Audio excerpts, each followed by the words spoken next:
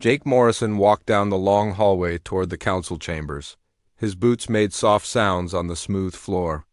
Behind him, Captain Lisa Harper and Dr. Nick Sullivan followed quietly. All three humans wore their best uniforms, but Jake knew it would not matter. The aliens had already made up their minds. The doors opened with a soft hiss.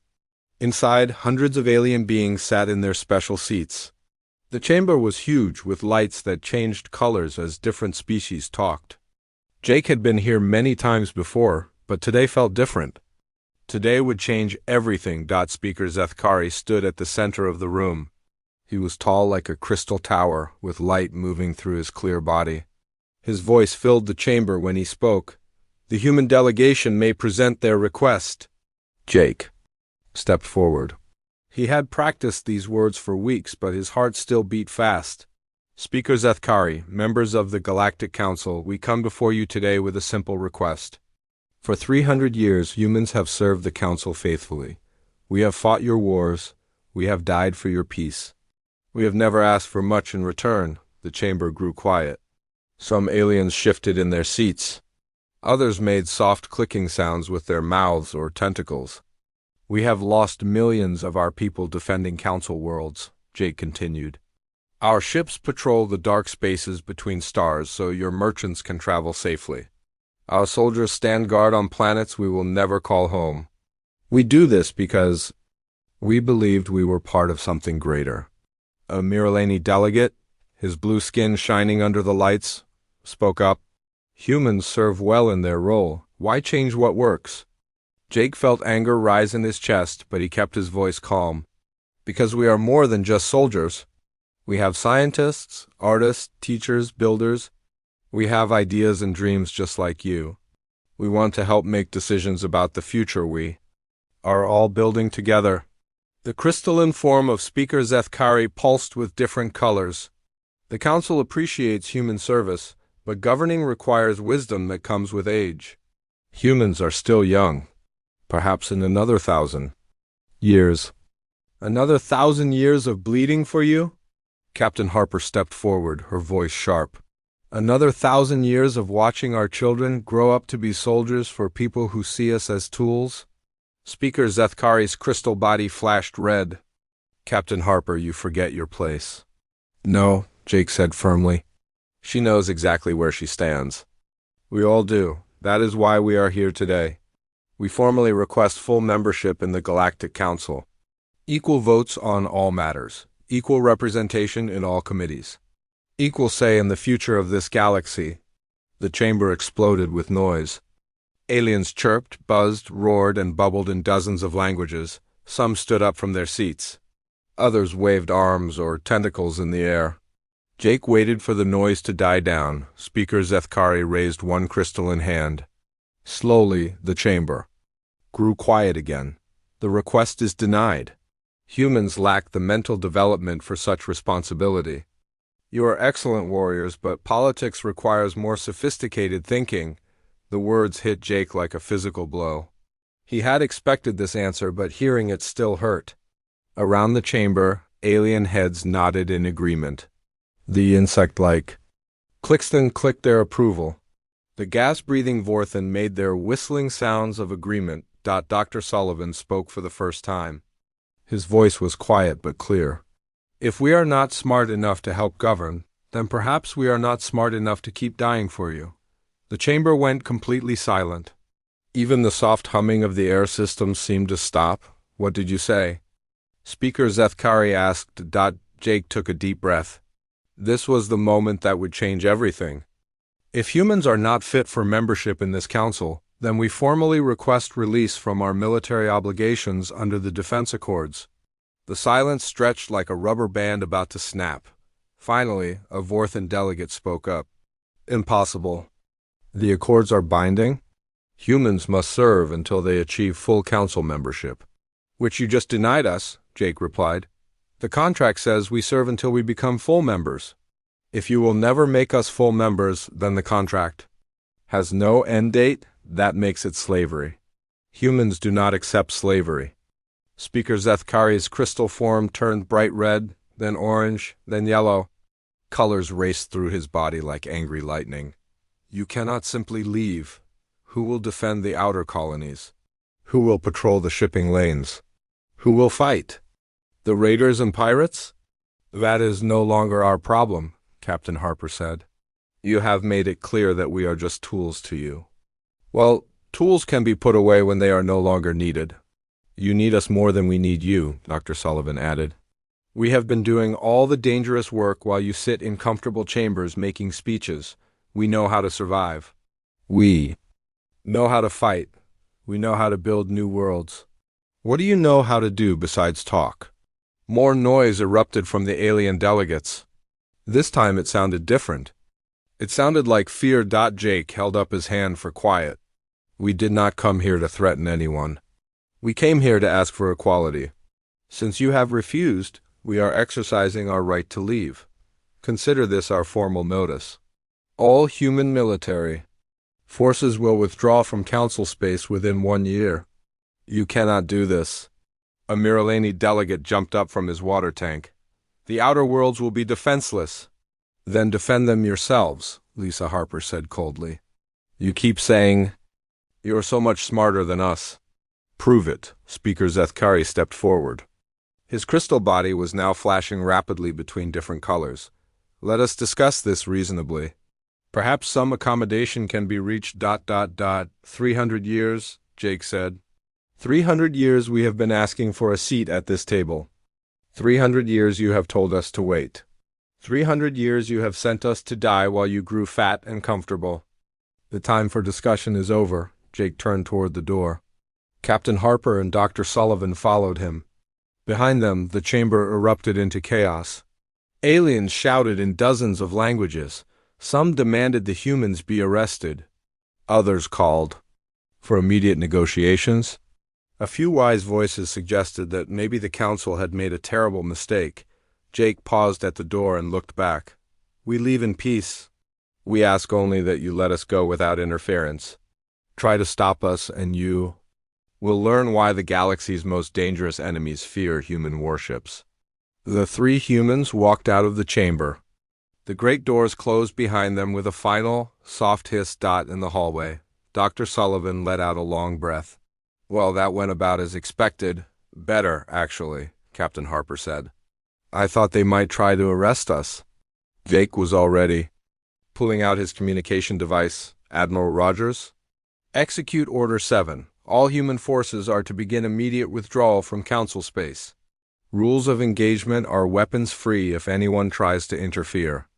As they walked toward their shuttle, Jake felt something he had not felt in years. Hope. For 3 centuries, humans had lived under alien rules, fought alien wars, died for alien causes. Today that ended. Today humanity chose its own path behind them. In the council chambers, the real argument was just beginning. For the first time in their comfortable lives, the galaxy's most powerful species faced a simple truth. They had built their peace on human sacrifice. Now the humans were leaving and the council had no idea how to survive without them. Admiral Kate Rogers stood on the bridge of the UE's Defiance, watching the stars through the large window. Around her, officers worked quietly at their stations. The ship hummed with power as it moved through space. Today was the day she had been preparing for since Jake Morrison walked out of the council chambers 8 months ago. Admiral, Transport Group 12 has cleared the Vega system, reported Commander Tom Bradley from his position at the communications station. That makes it the last group from the inner colonies. Kate nodded but did not smile. 8 months of careful planning had led to this moment. Every human colony, every research station, every military base in council space was being evacuated. Not a single human would be left behind. The council had called it impossible. They said humans could not organize such a massive operation without their help. They were wrong. Sir, we have a problem, called Lieutenant Amy Foster from the sensor. Station, Vorthen Fleet moving to intercept Transport Group 7, 6 heavy cruisers and 12 destroyers. Kate's expression hardened. How long until they reach the transports? 40 minutes at current speed. Kate walked to the center of the bridge. Around her, the crew waited for orders. These were good people, she knew. They had spent their lives protecting aliens who saw them as nothing more than useful animals. Today that would end. Signal Battle Group Alpha, Kate commanded. All ships are to move to protect Transport Group 7. Rules of engagement are weapons-free. Anyone who interferes with our evacuation will be treated as hostile. Admiral, Tom Bradley said carefully, those are Vorthan ships. We have treaties. With them. Had treaties, Kate corrected. The moment they decided to stop our evacuation, they broke every agreement between us. Signal the Vorthan fleet. Tell them they have one chance to turn around and go home. The response came back quickly. The Vorthan commander, a being called Hexstar, was demanding that the human transports return to their colonies immediately. He claimed the evacuation was illegal under Council Law. Kate almost laughed. Council Law. The same law that kept humans as second-class citizens for 300 years. Tell Commander Hexstar that humans are no longer bound by Council Law, Kate said. We are leaving peacefully. If he wants a fight, we will give him one he will never forget. The Vorthan fleet kept coming. 20 minutes later, the battle began.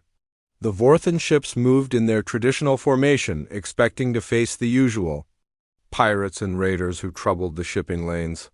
They were not prepared for what happened next. Human warships had been designed for one purpose: to fight and win against impossible odds. While the Council species had grown soft and comfortable, humans had spent 3 centuries perfecting the art of war. Every ship carried weapons that could crack planets. Every captain had trained for battles that would give alien commanders nightmares. The Use Defiance opened fire first. Its main guns, weapons powerful enough to destroy small moons, struck the leading Vorthan cruiser. The alien ship simply vanished in a ball of white fire. The other Vorthan vessels scattered in panic. Target the cruiser on the left, Kate ordered calmly. Full spread. The second Vorthan ship lasted longer than the first, but not by much. Its shields failed under the massive barrage, and its hull split open like an egg. Atmosphere rushed out. Into space, carrying debris and bodies with it, the remaining Vorthan ships began to retreat, but human destroyers had moved to cut off their escape route. The battle became a slaughter. Within 30 minutes, the entire Vorthan fleet was destroyed, or fleeing. Only 2 alien ships escaped, and they carried the same message back to Council space. Do not interfere with the human evacuation. Transport Group 7 is safe, reported Amy Foster. All ships are proceeding to the jump point. Kate watched the last human transport ships disappear into hyperspace. Behind them, the wreckage of Vorthan warships drifted slowly through the darkness. She felt no satisfaction from the victory. These aliens had once been allies, partners in keeping the galaxy safe. Now they were enemies, and it was their own choice that made it so. Admiral, Dr. Helen Clark approached from the back of the bridge. She was the expedition's chief scientist, a quiet woman who had spent years studying alien cultures. I have the final survey reports from our scout teams. Kate took the datapad and read quickly. The scouts had been searching for months, looking for a place where humanity could build a new home. They had found several possibilities, but one stood out above all others. The Kepler 442 system, Helen explained. 5 planets, 2 of them perfect for human settlement. Rich asteroid belts for mining, no intelligent alien life to complicate things. It is everything we could hope for. Kate studied the data. The system was far beyond the outer rim, in a part of space that Council species considered worthless. Too far from the trade routes. Too dangerous because of raiders and pirates. Too empty because there were no aliens already living there. Perfect. For humans who wanted to be left alone. How long to reach it? Kate asked. 3 months for the main fleet. The advanced teams are already on their way. Kate handed back the datapad. Make the announcement to all ships. We are going home. The word spread quickly through the human fleet. Home, not a colony world granted by alien masters. Not a military base built to serve foreign interests.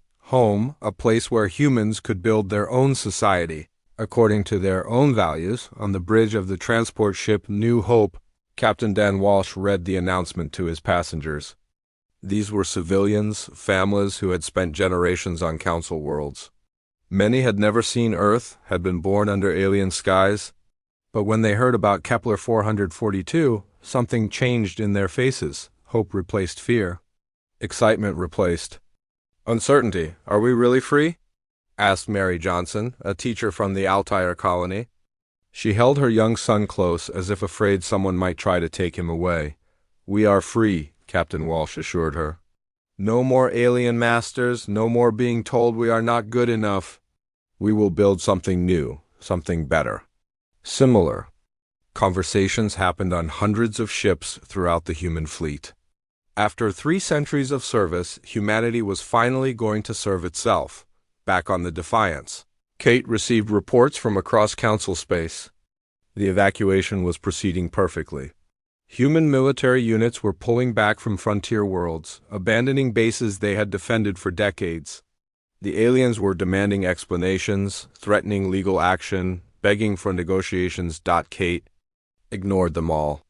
"Admiral, we are receiving a priority transmission from Earth," Tom Bradley announced. "It is President Martinez." Kate walked to the communications station. President Elena Martinez appeared on the screen, her face serious but determined. Behind her, Kate could see the flags of the Human Colonial Alliance, the government that had replaced the old Earth-based administration. "Admiral Rogers," the president said, "the home fleet stands ready to join the evacuation if needed. Are you encountering serious resistance?" "Nothing we cannot handle, Madam President," Kate replied. "The aliens are testing us, but they are learning quickly that we are not the same humans who accepted their orders for 300 years. "Good. The entire human race is watching, Kate. Make sure we leave with dignity." "We will leave the same way we served, Madam President." "With honor." The transmission ended, but Kate continued to stare at the blank screen. Dignity and honor. Those were the qualities that had made humans valuable to the Council in the first place. Now those same qualities were taking them away from their alien. "Masters forever. Signal all ships," Kate commanded. "Final phase of evacuation begins now. No human will be left behind in Council space. We are going home, and we are never coming back." The great human exodus continued through the night, ship after ship disappearing into hyperspace. Behind them, Council space grew smaller and more vulnerable with each departure. The aliens had spent 3 centuries taking human protection for. Granted, they were about to learn what life was like without it. 2 years had passed since the last human ship disappeared into deep space. Speaker Zethkari stood in his private chambers, looking out at the city below. The lights were dimmer now. Many buildings stood empty. Fear had settled over the council worlds like a cold fog. His aide, Gulptar, swam nervously in his water tank. The Miralani's blue skin had turned pale over the past months. "Speaker, we have received another report from the Frontier Defense." "Command, the situation is getting worse." Zethkari did not turn around. He had heard these reports every day for months now. Each one brought more bad news. "Tell me." 3 more colonies were attacked last week. The Savage World's raiders hit the mining station at Proxima 7. They took everything and killed everyone who tried to stop them. The local defense force never even got close. Zethkari closed his eyes. In the old days, a single message would have brought human patrol ships racing to help. Fast, deadly vessels that could destroy a raider fleet before the pirates knew they were under attack. Now there was only silence from the deep black of space. "What about our own forces?" Zethkari asked, though he already knew the answer. "The Vorthan Navy lost another cruiser yesterday. They tried to intercept a pirate convoy near the Beta Centauri system. The pirates were better armed and better trained. Our ships barely escaped." Zethkari finally turned around. His crystal body was dim, the light inside him weak and flickering. "How did this happen?" "We ruled the galaxy for 1,000 years before humans arrived. We should be able to defend ourselves." Gulptar looked uncomfortable. "Speaker, with respect, we ruled because no one challenged us. The dangerous species lived in the far regions, fighting each other. We never had to deal with real threats. The humans changed that. It was true, though Zethkari hated to admit it. When humans joined the Council, they had pushed the borders outward. They had fought the dangerous alien species that lived in the dark places between stars. They had made the galaxy safe for peaceful trade and comfortable living. The Council had grown fat and lazy while human soldiers died to protect them. "Sir," Gulptar continued, "there is more bad news. The Devourer Hive has been detected moving toward the Altair system." Zethkari felt ice form in his crystal heart. The Devourer Hive was humanity's greatest enemy, a species of insect-like aliens that consumed entire worlds. They ate everything, plants, animals, even the soil itself. Billions of creatures working together like parts of a single hungry machine. How many ships?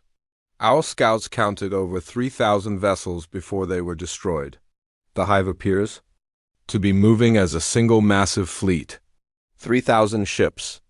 Zethkari remembered the last time the Devourer Hive had attacked Council space. That was 50 years ago, and it had taken the entire human battle fleet to stop them. Thousands of human warships fighting for weeks to push the hive back into deep space. The humans had won, but barely. Now the hive was coming again, and there were no humans to stop them. "What forces do we have available?" Zethkari asked. Gulptar checked his datapad. "The Vorthan Navy has 200 operational ships, but most are damaged from recent battles. The Clixton Defense Force has about 300 vessels, but they are spread across dozens of systems. The Miralani fleet is mostly trapped defending our home waters from raiders. Less than 1,000 ships total, and most of them were designed for patrol work or fighting small groups of pirates. A Devourer Hive would cut through them like a hot knife through ice." "We need to send a message to the humans," Zethkari said. "We have tried, Speaker, many times. They do not answer our calls." Zethkari walked to his desk and sat down heavily. The chair made a soft sound under his crystal weight. On the desk was a communication device, the most advanced technology the Council could build. For 2 years he had used it to send messages into the darkness where humanity had vanished. Every message went unanswered. He activated the device once more and began to speak. "This is Speaker Zethkari of the Galactic Council, attempting to contact human authorities. We face a grave threat that endangers all life in this galaxy. The Devourer Hive is moving against Council space with a massive fleet. We request immediate assistance under the old emergency protocols." He paused, then added words that tasted like poison in his mouth. "We were wrong to deny your request for Council membership. We are prepared to discuss full equality and representation. Please respond." The message disappeared into space, traveling toward the unknown region where human ships had last been seen. Like all the others, it would probably receive no answer. 3 days later, the first reports came in from the Altair system. The Devourer Hive had arrived and begun their terrible work. 7 billion people lived on the planets there. They were sending desperate calls for help as the insect ships descended from space. Zethkari sat in his chamber, listening to the radio transmissions. Voices speaking in a dozen different languages, all saying the same thing: "Help us, save us. Do not let us die." But there was no help coming. The Council's pathetic fleet was still days away, and even when it arrived, it would not be enough. The Devourer Hive would consume the Altair system, then move on to the next target, and the next. And the next. Defense Minister Wexhall of the Clixton requested an emergency meeting. Zethkari found him pacing back and forth in the Council chamber, his insect-like body clicking with anger and fear. "This is madness," Wexhall buzzed. "We are watching entire systems die while we sit here doing nothing. Where are the humans? Why will they not answer?" Perhaps because we spent 300 years treating them like servants," Zethkari replied. "Would you help someone who called you a primitive animal?" They were primitive animals. Violent, young, barely civilized creatures who happened to be good at killing. Wexhall's compound eyes flashed with rage. "We gave them purpose, direction, a chance to serve something greater than themselves." "We gave them nothing but contempt," said a new voice. Ambassador Yarick of the Miralani entered the chamber, his mobility suit making soft mechanical sounds as he moved. "And now we are paying the price for our arrogance." The 3 leaders stood in silence for a moment. Outside, the lights of the city flickered as another power grid failed. The economy was collapsing as trade routes became too dangerous to use. Fear was spreading faster than any plague. What do we do? Wexhall asked finally. Zethkari had been asking himself the same question for months. The answer was always the same, and it filled him with shame. We learn to fight our own battles, he said. We remember how to be strong without human protection. We face the consequences of our choices. And if we fail? Then we die knowing that we brought this on ourselves? The meeting ended without any real decisions. What could they decide? Their fleets were too weak, their weapons too old, their tactics too outdated. They had spent so many centuries depending on human strength that they had forgotten how to be strong themselves. That night, Zethkari stood on his balcony and looked up at the stars. Somewhere out there, beyond the edge of known space, millions of humans were building new lives on new worlds. They were probably happy to be free of alien masters who had never appreciated their sacrifice. And here in Council Space, the galaxies. Most advanced civilizations were learning what it meant to be helpless. The silence from humanity continued. No messages, no offers of help, no acknowledgement that the Council even existed. It was as if the human race had simply decided to forget about their former masters entirely. In a way, Zethkari thought, that was the cruelest punishment of all. The war room in the Council headquarters was filled with smoke and the smell of fear. Defense Minister Wexhall stood before a large map showing the galaxy. Red marks covered half the display. Each mark represented a world that no longer existed. 18 months had passed since the Devourer Hive began their invasion. 47 billion people were dead. Entire solar systems had been stripped clean, their planets reduced to empty rocks floating in space. The insect aliens consumed everything in their path like a living storm of hunger. Proxima Colony is gone, reported General Vextar of the Vorthan military. His crystalline body was cracked in several places, wounds from the last desperate battle. His fleet had fought. The evacuation ships never made it out. 2 million civilians consumed alive. Wexhall clicked his mandibles in frustrated rage. Where were our forces? Why was there no protection? What forces? General Vextar's light flashed angrily inside his crystal form. We have lost 3/4 of our fleet. The ships we have left are scattered across 50 systems, trying to defend too many worlds with too few weapons. Council Speaker Zethkari sat at the head of the table, his own crystal body dim and fractured. The weight of failure had broken something inside him. The humans would have stopped this. One call and their battle fleets would have come racing to help. The humans were never this powerful, Wexhall protested, but his voice lacked conviction. They were just good at following orders. Without our guidance, they were nothing but violent primitives. Violent primitives who could destroy entire hive fleets, muttered Ambassador Yarrick. The Miralani floated in his water tank, his blue skin pale with exhaustion. Violent primitives who kept us safe for 300 years while we grew fat and comfortable. The argument was old and pointless. They had been having the same fight for months while their civilization crumbled around them. The truth was simple and terrible. They needed help, and the only people who could provide it would no longer answer their calls. Sir, a young aide entered the room nervously. We have received new intelligence from our deep space scouts. Zethkari looked up. What now? The Savage Worlds Alliance has formed a coalition. They are preparing to attack our remaining core systems. They believe we are too weak to resist. The room fell silent. The Savage Worlds were the barbaric species that lived beyond the frontier, the ones humans had spent centuries fighting and containing. With humanity gone and the Council forces busy with the Devourer Hive, they sensed opportunity. How many ships? General Vextar asked. Over 5,000 vessels. They are calling it the Great Raid. They plan to loot every wealthy world in Council space. Wexhall stood up so quickly his chair fell over. This is impossible. We cannot fight the Hive and the Savage Worlds at the same time? We cannot fight either of them effectively, Yarrick said quietly. Our military was designed to maintain peace, not wage total war. We forgot how to fight when we had humans to do it for us. Zethkari activated his communication device once more. This was the 100th message he had sent to human space.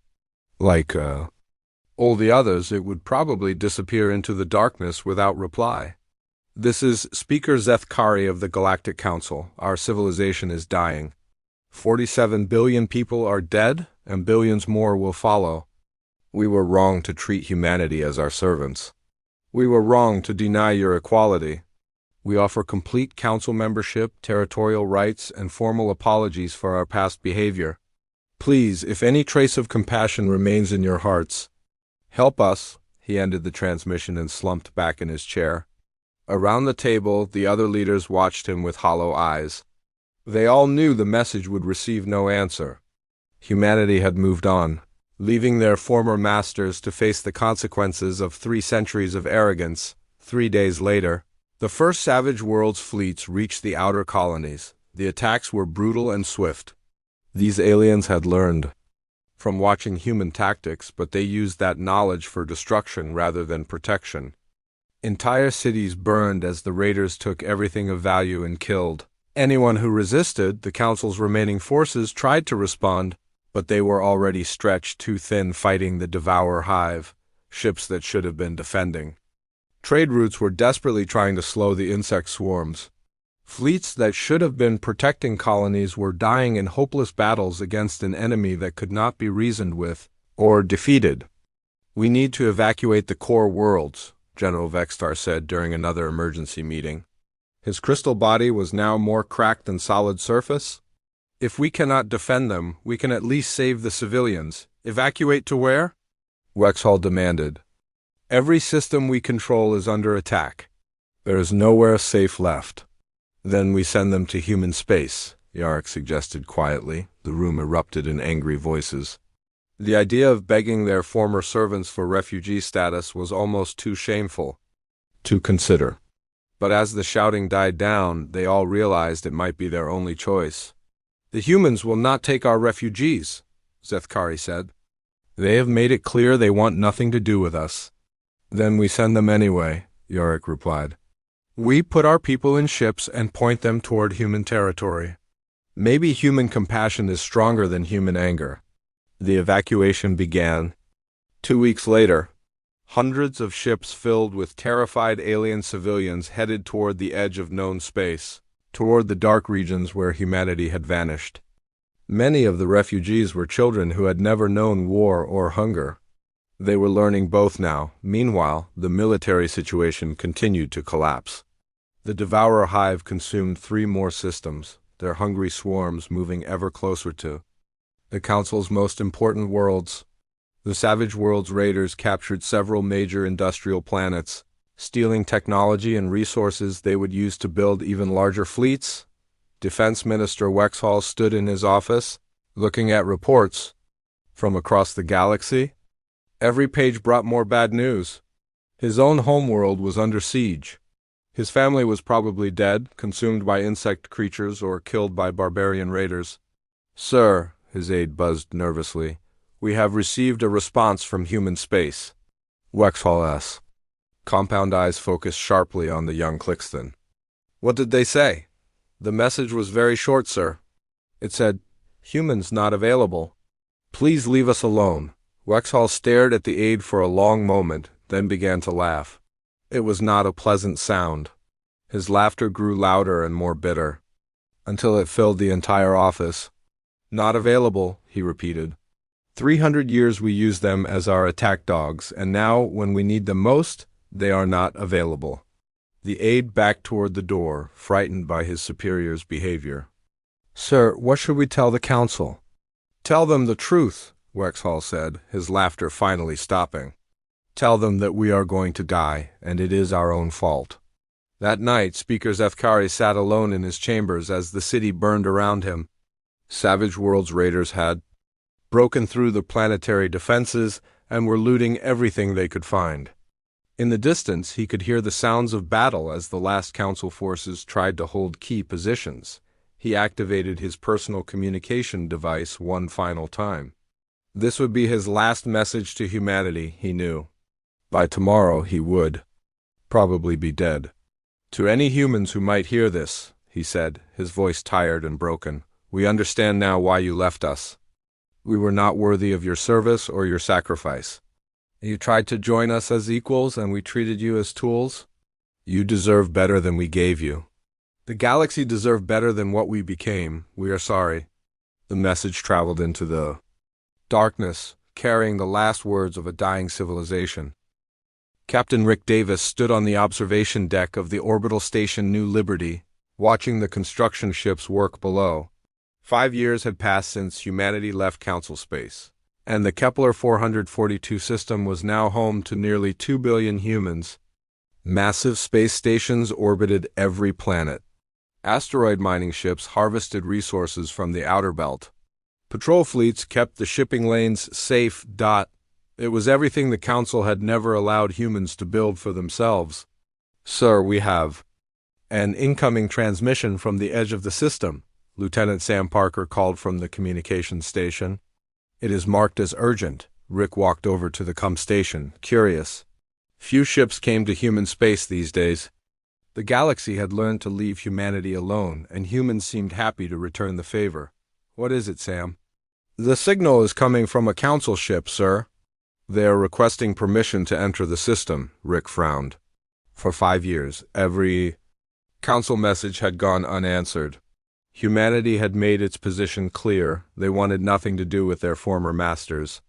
What could be so important that aliens would risk coming here in person? Put them through, Rick ordered. The main screen flickered to life, showing a familiar crystal figure. It was Speaker Zethkari, but he looked nothing like the proud alien leader Rick remembered. His crystal body was dim and cracked. His voice shook when he spoke. Captain Davis, I am grateful you are willing to listen. I know humans have no reason to trust or help us, but I come bearing an offer that may interest you. What kind of offer? Rick asked, his voice cold. Complete surrender. The Council is prepared to dissolve itself and place all surviving alien populations under human protection and governance. Rick stared at the screen in shock. This was not what he had expected to hear. Explain. The war is over, Captain. We lost. The Devourer Hive and the Savage Worlds Alliance have destroyed most of our civilization. Billions are dead. The survivors are scattered across refugee ships with nowhere to go.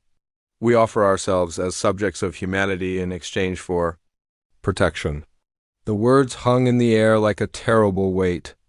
Rick had heard rumors about fighting in Council space, but he had not realized how complete their defeat had been. Hold position at the edge of the system, Rick ordered. Do not come any closer until I speak with my superiors.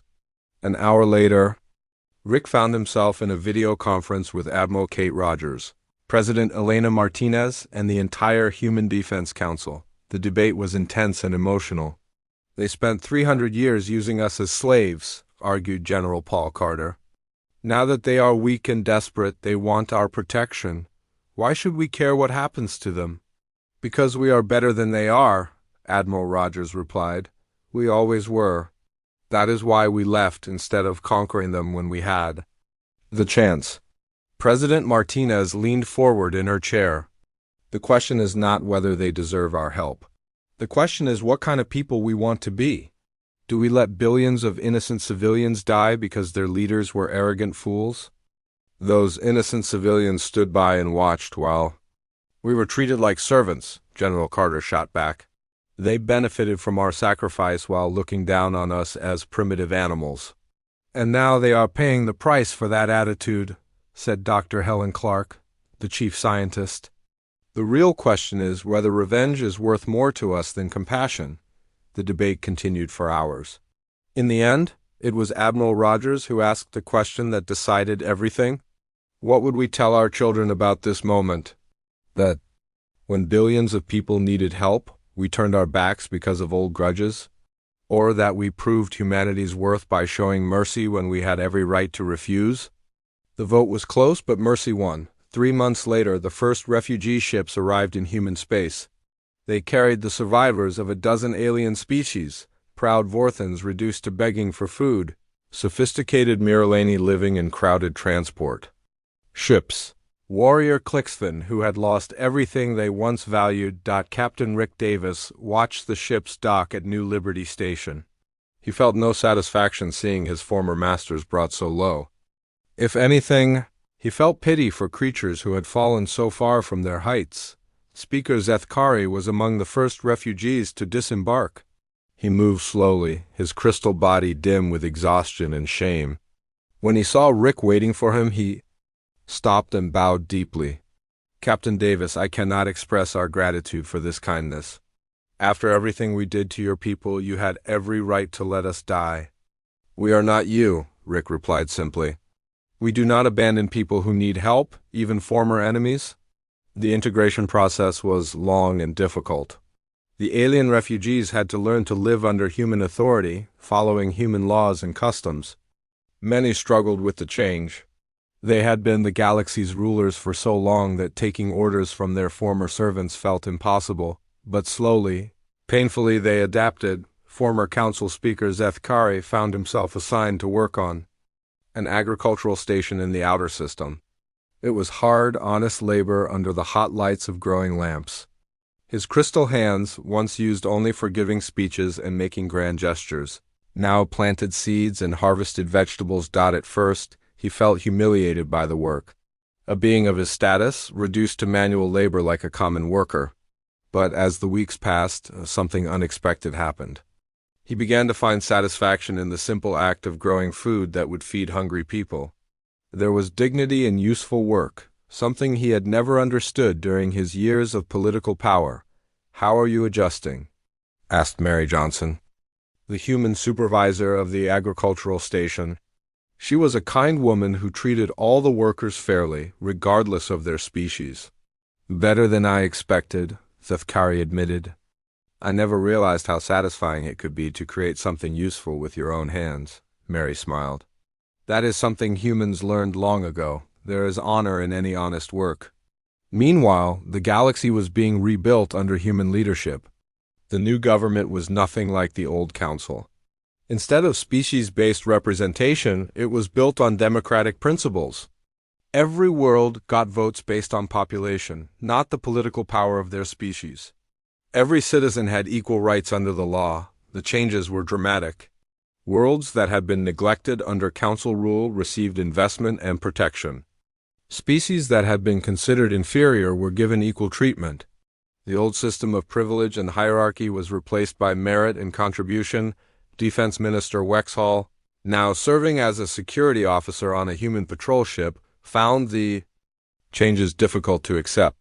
He had spent his life believing that some species were naturally superior to others. Learning to treat all beings as equals required him to question everything he had once believed. I still do not understand, he confessed to Captain Lisa Harper during a routine patrol mission. How can humans treat us as equals after what we did to you?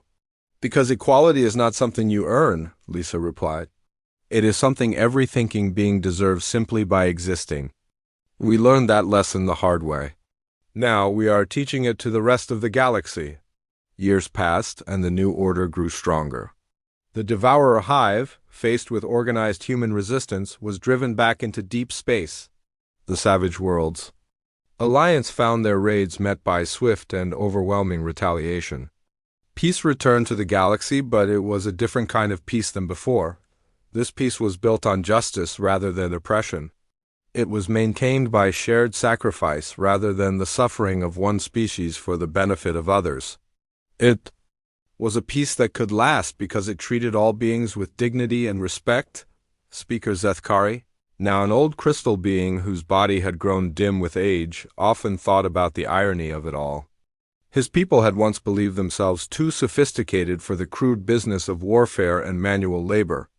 They had considered humans beneath them, useful only as tools to be used and discarded. Now he worked alongside humans as an equal, and he had never been happier.